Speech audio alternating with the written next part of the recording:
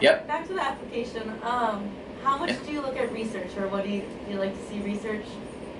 Yeah, and I think a very common question amongst especially like high school seniors is, do I need to do research? They put it in a very different way of, hey, I'm not interested in this. Do I need to do it?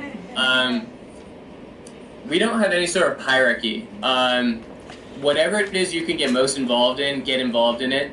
Whatever it is that you're most interested in, develop that. And if it's research, fantastic. It is fine for the majority of your experience to be from research. What we will also hope, though, is that you have large animal exposure at least, and small animal exposure, where they may not be your greatest area of depth, but getting enough to be able to go, okay, in my first 3 years, I know that I'm gonna have to do a spay on my dogs, and that we're gonna learn how to wrap a cast on a horse and do an ultrasound on a beagle, and I feel comfortable with that. And for 15 months within Tufts, we don't have a track, so you're gonna have to do large animal, you're gonna have to do small animal, you're gonna have to do wildlife. Just making sure that you know what to expect and that you're comfortable is important. So anyone that's primarily research, we're going to hope that they at least have put themselves in an environment in which they know that they're comfortable. The opposite is, if you really don't have any research, that's fine too. We're not going to penalize you for it, just like we're not going to look at your application and go, why haven't you been working with horses? We know there's it's far more likely that someone at UMass Amherst, Rutgers, University of Florida is going to have more large animal exposure than you guys, based on just the opportunities within your program. What maybe you do have more opportunity with is small animal or research or whatever you're most interested in. But we're not going to penalize you for not having something. We'll pay attention to what you have and the extent to which you have it. I will put a quick plug in for research, though, and go, sometimes people think exclusively of the lab setting, and we certainly do liver cell research and maternal instincts in rats and things like that. But every faculty member on our campus is doing research. Oncology and dermatology and radiology, those are pretty obvious of what they might be doing research on. But our equine department is doing respiratory research and is doing equine orthopedics research. Our wildlife department does leg toxicity in loons and bald eagles and rodenticide poisoning and things like that. Emergency medicine is identifying the difference between accidental trauma and animal abuse. We have nutrition studies constantly. We have, we do research in every single area of our hospitals, animal behavior. So some of them are a little bit more typical of what you would think of in a traditional research setting. But some of our vets also are going on sabbatical and doing those guerrilla projects in Africa and stuff like that. So if you haven't done research, leave yourself open to it. If you are really interested in research, terrific. And regardless of how animal related you think it is, we're going to value it for that reason, because there are a lot of applications. When you talk about large animal exposure, like, do I have to actually be in a veterinarian setting for to get that exposure? I've been riding horses all my life, but I've never been in a large animal hospital. It's better to then also try to gain the veterinary side, so that you can gain responsibilities.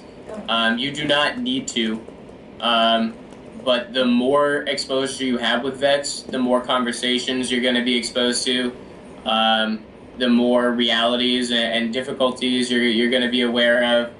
The more you're going to recognize whether you like or dislike certain areas. It's fine to come in saying, I have no interest in doing this, but to have an informed reason as to why. So we do hope to see a progression in some area, whether it's small animal and you started with shelters and walking animals and feeding animals, because that's where everyone starts, to then being able to maybe do some blood draws and IVs and catheter placement or restraint.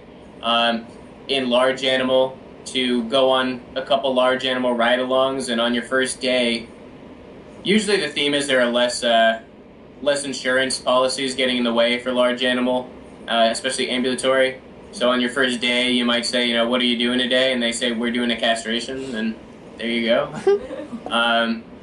Whatever you can get involved in, please get involved, and some things are going to be more hands-on than others. They're all going to look good on your application, but the ones in which you just have the most responsibilities and the most time with veterinarians I think is going to most positively impact your experience section, your personal statement, and also your interview.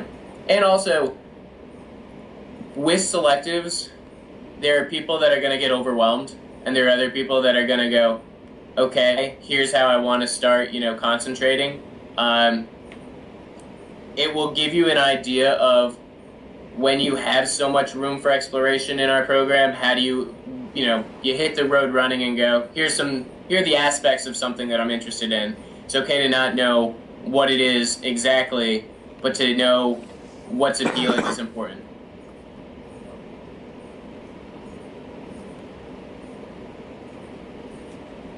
Any other questions? No. And it's okay if you don't. I can give them all your email so that if they have any further questions or anything. Terrific. And I'll ask you to do the same. If you can kind of compile an email for me, then I'll make sure that you guys are getting information from us. And also, realistically, we just joined Vemcast. We have more applications than we've ever had.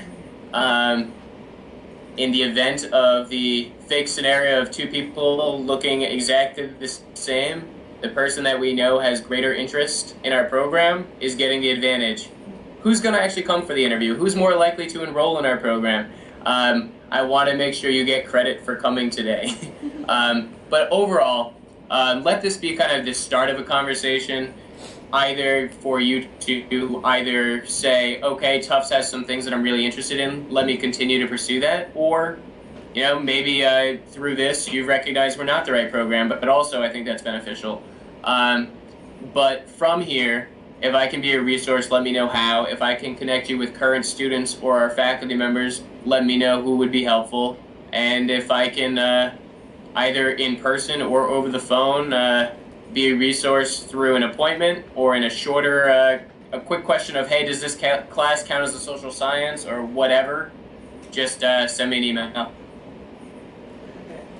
Awesome. Thank you so much.